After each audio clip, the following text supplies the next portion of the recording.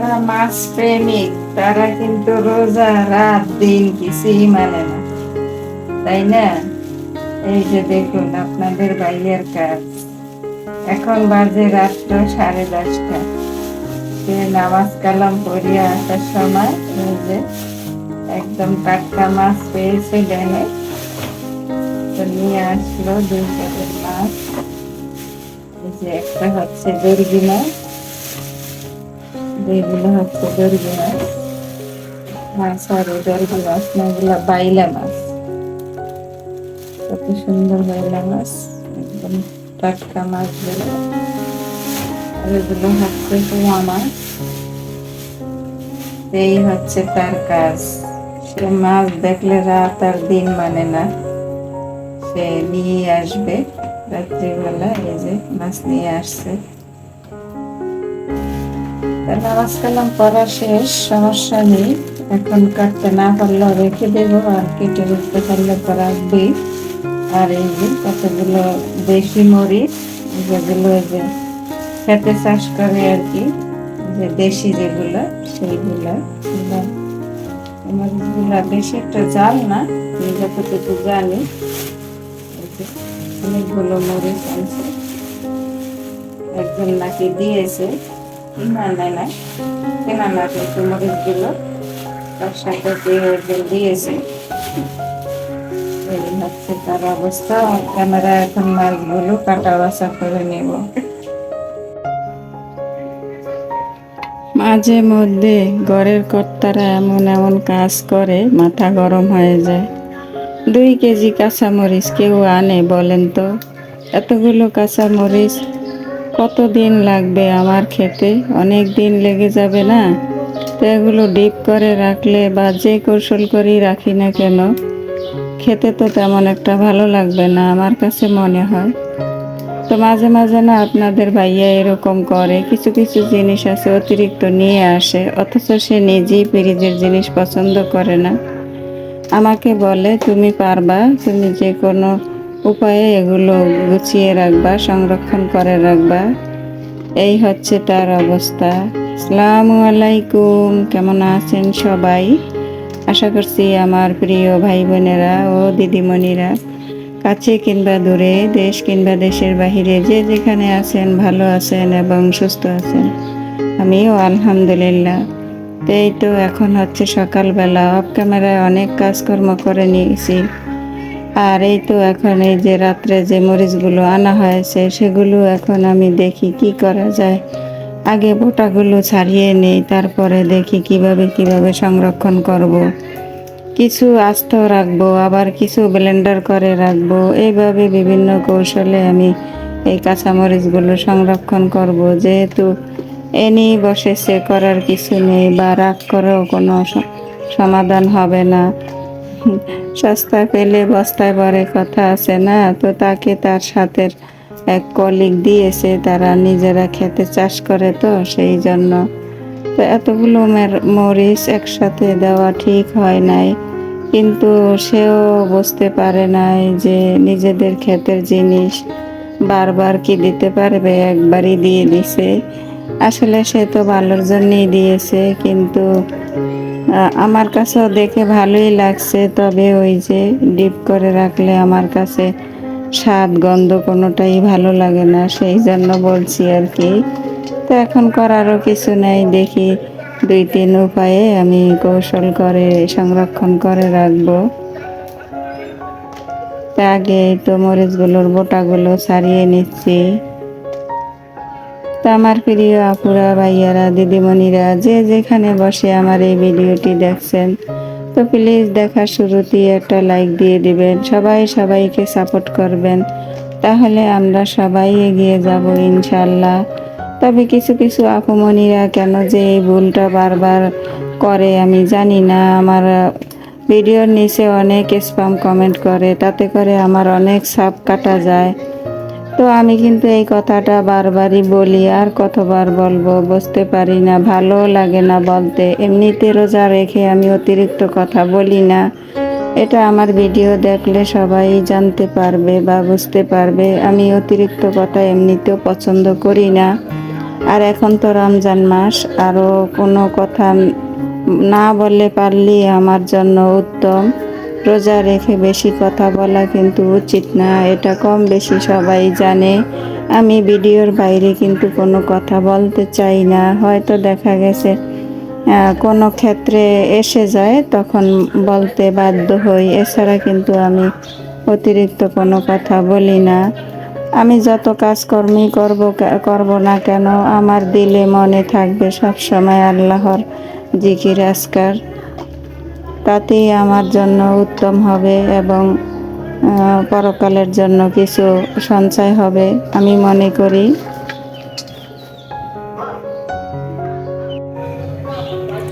মরিচগুলো গোটা ছাড়িয়ে নিয়েছি। আর এই তো অফ ক্যামেরায় যে রাত্রে পোয়া মাছ আর হচ্ছে বাইলা মাছ আনছিল, তো বাইলা মাছগুলো তো এমনি নরম জাতি, বাইলা মাছগুলো রাত্রে প্রসেস করেছি কেটে কুটে। আর এই যে এখন সকালবেলা এই পোয়া মাছগুলো এখন নর্মাল করে নিয়েছি অফ ক্যামেরায়, এখন কাটাকাটি করে নেব অফ ক্যামেরায়। তো মাছগুলো বেশ ভালোই তরতাজা, তো এখন বসে বসে কেটে নেব। রমজান মাস বলে কি দেখেছেন, মহিলাদের গৃহিণীদের কাজের কোনো শেষ নেই। সকাল হতে কত কাজ যে করলাম, তবে কাজের কথা আর কি বলবো, একটার পর একটা কাজ হাজির হয়ে থাকে।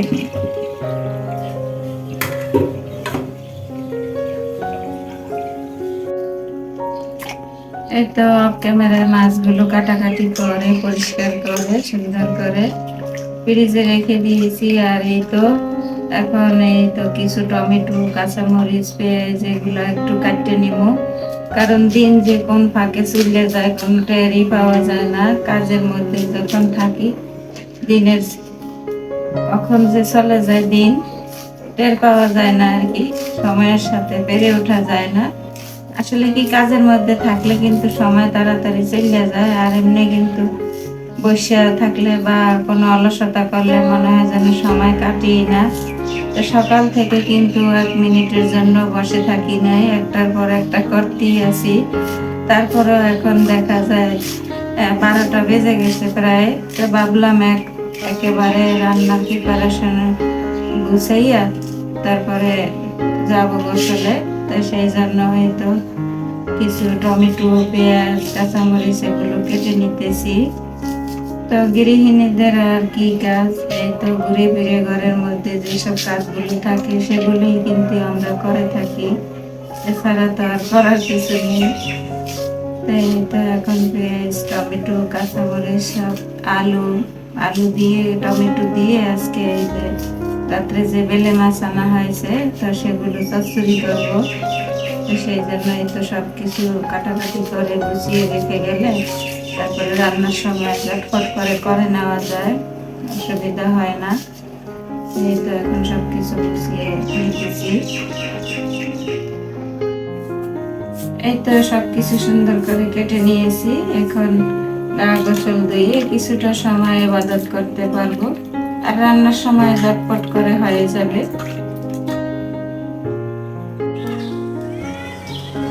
ধনিয়া সংরক্ষণ করে রেখেছিলাম, এই যে একটা কিউব দিয়ে দিলাম। আজকে ধনিয়া পাতা নেই সেই জন্য, এখানে আছে পেঁয়াজ কুচি আর হচ্ছে থেতো করা রসুন। তো এর মাঝে কিন্তু অনেকটা সময় পার হয়ে গেছে, বিকেল এখন প্রায় 3টা সাড়ে 3টা বেজে গেছে। এখন রান্না বান্নায় চলে আসলাম। এই তো এই যে ছোট বেলে মাছ রান্না করবো আর কি, হাতে মেখে এখানে পেঁয়াজ রসুন সুন্দর করে হাতের সাহায্যে চটকিয়ে নিচ্ছি। তো যার যেমন খুশি, কেউ হাতে মেখে রান্না করে, কেউ বাগার দিয়ে রান্না করে, যে যেভাবেই রান্না করে না কেন, কিন্তু ছোট মাছ খেতে অন্য রকমের একটা স্বাদ আর স্বাস্থ্যের জন্য ভালো। তো বেলে মাছগুলো একেবারে ছোট না আবার একেবারে বড় না, একটু মিডিয়াম সাইজের। তো ভাবলাম হাতে মেখে রান্নাটা করে নেই। তো পেঁয়াজ আর রসুন হাতে চটকিয়ে নিয়েছি, আর ধনিয়া পাতার কিউব তো দিয়ে দিয়েছি, এটা আস্তে আস্তে গলে যাবে। তো এখন এখানে প্রয়োজনীয় সব কিছু দিয়ে দেব।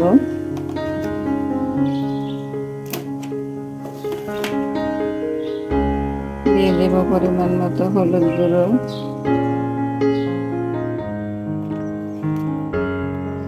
শুকনো মরিচের গুঁড়ো অল্প দেব যেহেতু এখানে কাঁচামরিচ যাবে, জিরে গুঁড়ো, ধনিয়া গুঁড়ো, স্বাদ অনুযায়ী লবণ,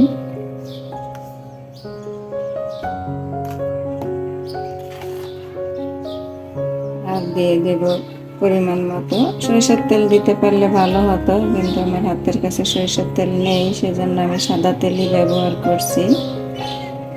সাদা তেল দিয়ে দিলাম পরিমাণ মতো। এখন এই যে সুন্দর করে পরিষ্কার করে নেওয়া বেলে মাছগুলো দিয়ে দেব, দিয়ে ভালো করে মাখিয়ে নিব।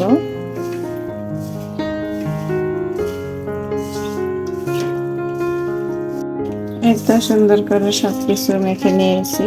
এখন দিয়ে দেব এই যে অল্প করে একটু আলু দিয়েছি, অল্প করে আলুটা দিয়েছি, আলুগুলো দিয়ে দিলাম।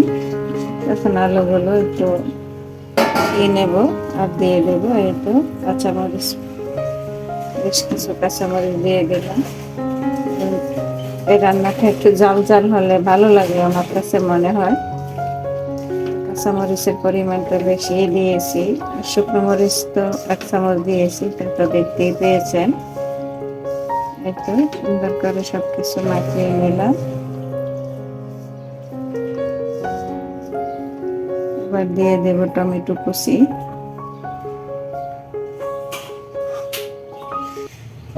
একেবারে কুচি করে নে, যেহেতু পাকা টমেটো তো গলে যাবে। আর এখন পরিমাণ মতো একটু পানি দিয়ে চুলাটা অন করে দেব।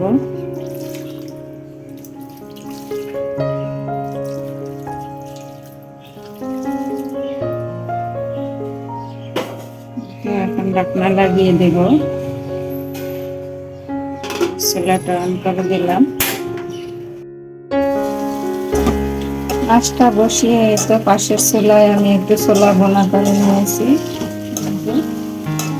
ছোলা বোনায় আমরা একটু আলুটা বেশি দেই, আলুটা বেশি দিলে একটু ভালো লাগে আর সবাই পছন্দ করে আলু। ছোলা বোনার সাথে আমি সবসময় আলুটা একটু বেশি দিই। ছোলা বোনা হয়ে গেছে আর এদিকে আমার রান্নাটাও হয়ে গেছে, দেখুন মাশাআল্লাহ। আমি যে একেবারে জল দিয়ে বসিয়েছি সেই জলেই কিন্তু আমার রান্নাটা হয়ে গেছে। তো আমার ভিডিওটি আজ এই পর্যন্তই, দেখা হবে আবার নতুন কোনো ভিডিওর মাধ্যমে। সেই পর্যন্ত সবাই ভালো থাকবেন, সুস্থ থাকবেন, নিরাপদে থাকবেন, সবাই সবার জন্য দোয়া করবেন। আল্লাহ হাফেজ। আসসালামু আলাইকুম ওয়া রাহমাতুল্লাহি ওয়া বারাকাতুহু।